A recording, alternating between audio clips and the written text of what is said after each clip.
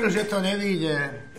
Ja som hneď na začiatku hovoril, to nevíde. To som hovoril hneď na začiatku, tak mi nehovorte, že som to nehovoril. Keď som to hovoril. Hneď na začiatku som jasne povedal, to nemôže výjsť, to je vylúčená vec, aby to vyšlo.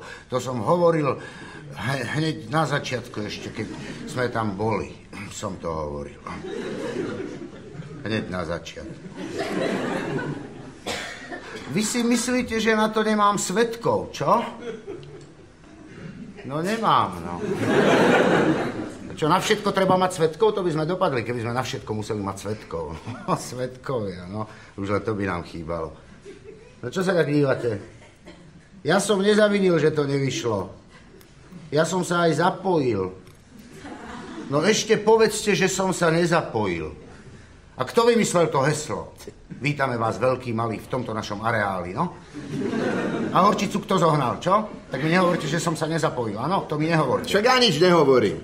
To vidím, že nič nehovoríte, to mi nemusíte hovoriť. Ale myslíte si to. Čo si myslím? Ale myslíte si to. Nič si nemyslíte. Vidieť to na vás. Čo na mne vidieť? Že si niečo myslíte. Nič na mne nevidieť. To nemôžete utajiť, že si niečo myslíte. To by ste museli mať sakramentskú prax, aby ste utajili, že si niečo myslíte. Lenže vám chýba prax. Vy máte len samé nápady, samé myšlienky a potom sa čudujete, že vám to nevíde. Lenže ja som hovoril hneď na začiatku, že to nevíde a to nemôžete otajiť. Hovorili ste to, no hovorili. Čo som hovoril? Že to nevíde. Ja kedy? Tak toto furt hovoril. Že aby som si furt nevymýšľal, že ľudia majú iné starosti a že vraj to nevíde. Ja som to tak nemyslel. A prečo ste to potom hovorili? Len tak. Ja musím byť furt proti. Ale len tak. Nie naozaj. Mňa aj keď niečo napadne, tak s tým hneď nesúhlasím. To už, keď to napadne niekoho iného. No tak sa nečudujte, že som to hovoril. To je profesionálna deformácia. No. Ja neviem, prečo to nevyšlo. Ja som to myslel dobre. Niekde sme museli spraviť chybu. To je to. To je ono. Niekde ste museli spraviť chybu. No vidíte, už sa zase dištancujem. To je strašná vlastnosť toto. Strašná. Ja by som sa v takejto chvíli najradšej od hanby prepadol. Ale potom si vždy poviem, nie si sám. Sú vás milióny. Tak čo by si sa akurát ty prepadával? Ty sa prepadneš a ostatní zostanú.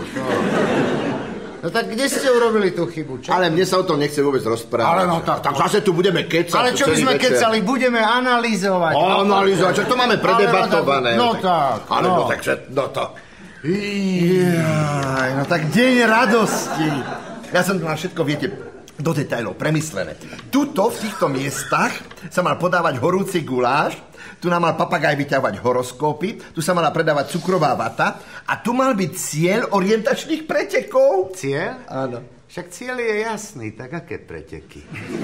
No. Celý ten deň radosti by sa začal takou mohutnou pochodovou piesňou a potom by detičky vytiahli fanfáry. Fanfáry nedostať, len okariny z NDE. No tak nie skutočné fanfáry, no vytiahli by také papierové trúbelky a na tých papierových trúbelkách by zahrali akože fanfáry. A potom by som pristúpil k mikrofónu ja, osobne, v týchto miestach, povedal by som niekoľko srdečných slov, nejaký veľký úvodný prejav, rekol ľudia, vitajte, dnes sa tu budeme zabávať. A v tom by som nohou stlačil magnetofón a zaznelo by zahod starosti, zahod svoje starosti. Aha, a prečo? No, aby som zdôraznil hlavnú myšlienku. Nohou? Piesňou. Aj tak. A pokračoval by som, ľudia, dnes sa tu budeme zabávať, hýriť, smiať sa, pretekať sa v jedení slivkových knedlíkov, všetko bude zadarmo, ľudia moji zlatí, slnko a lúka a les a oblaky. A v tom by z tejto strany pricupitali ženičky od nás z podniku. Áno. V krojoch a zaspievali by tam okolo Levoče. Aha. Alebo okolo Súče. No tak okolo čoho? Neviem, to som ešte nebol pevne rozhodnutý, či tam okolo Levoči, alebo okolo Súče. Tam okolo Levoči to je taká známa, populárna slovenská ľudová pieseň. To by sa pridali aj ostatní prítomní, ale okolo Súče... Okolo Levoče, okolo Súče, fanfáry, trúbelky, guláš. tak to nezmyselne fantazíroval celé 2 mesiace. Celé 2 mesiace obetoval tejto beznádejnej myšlienke. 2 mesiace obetovať myšlienke. Počuli ste to už?